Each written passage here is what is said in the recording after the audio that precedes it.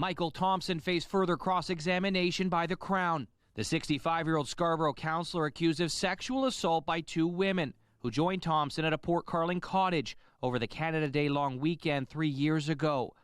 One of the women said she asked Thompson to apply sunscreen to her back when Thompson massaged her, touching her breasts and backside without her consent. Another woman has testified she was blackout drunk and Thompson took advantage of her sexually after a full day of heavy drinking.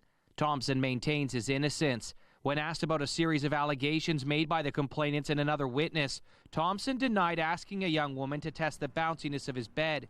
He also denied telling the women to feel free to get naked. The Crown asked Thompson if he had plans to engage in sexual activity with one of the women.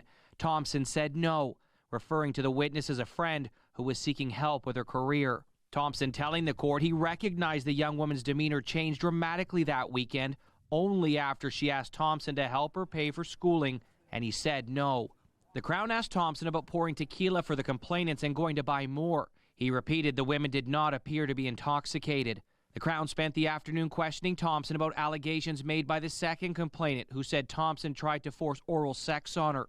Thompson told the court the woman entered his bedroom naked in the early morning hours while he was sleeping, and the two then shared a drink in the kitchen. He said the woman was not drunk. The Crown then suggested a very different version of events, saying Thompson went looking for the women in the middle of the night and found the complainant drunk and took her to the basement, where he was all over her physically.